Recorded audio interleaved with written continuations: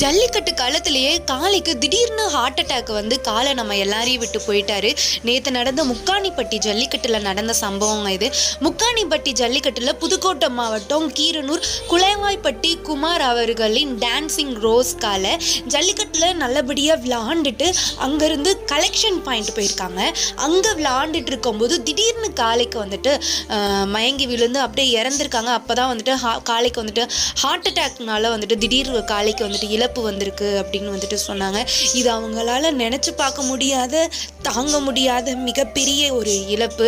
ஏன்னா காலை நல்லபடியாக விளாண்டு செஞ்சு இப்போ நம்ம கயிறடிச்சு வீட்டுக்கு கொண்டு போகிறோம் அப்படின்ற நிலையில் திடீர்னு அசாசியாக வளர்த்த காலை ஹார்ட் அட்டாக் வந்து திடீர் இழப்பு யாராலையுமே தாங்கவே முடியாது.